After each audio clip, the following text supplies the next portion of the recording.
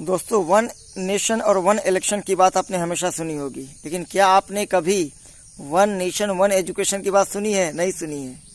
इसका मतलब क्या हुआ? एक राष्ट्र और एक जैसी शिक्षा। ये कैसे होगा? ये बहुत ही आसान है।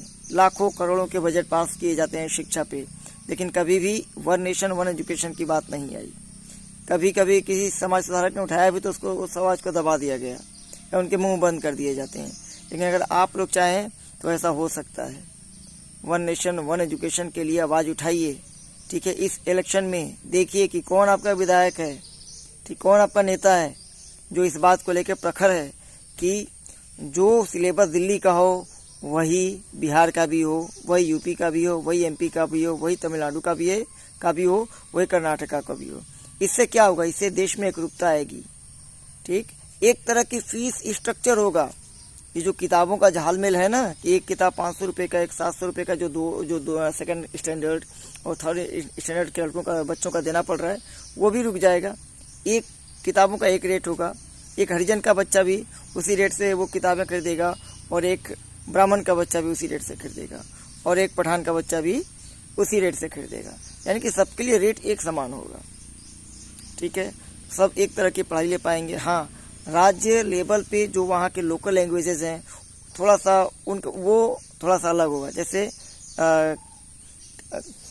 कर्नाटका में कन्नड़ पढ़ाई जाएगी, ठीक है। तमिलनाडु में तमिल होगा, बंगाल में बंगाली होगा, बिहार में भोजपुरी या मैथिली होगा। ये चीज़ें होंगी।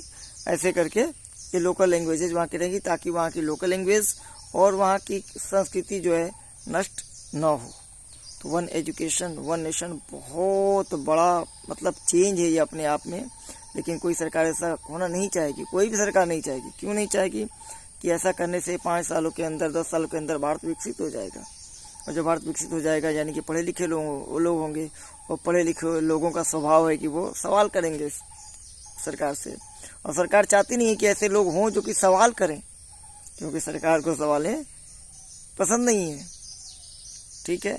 चाहती है सरकार कि लोग दबे कुचले जैसे जी रहे हैं वैसे ही जीते रहें। इनको मुफ्त की रोटियां बांटी जाए, 5 किलो 4 किलो अनाज दिया जाए, ठीक है, ताकि ये गधे की तरह गधा मजदूरी करते रहें और इनके भंडार को, खजाने के भंडार को भरते रहें, टैक्स देते रहें।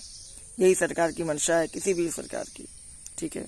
इसलिए सरकारों की तानाशाही ख़त्म करनी है, ठीक है, और देश को विकसित बनाना है और पढ़े लिखों की संख्या ज़्यादा करनी है।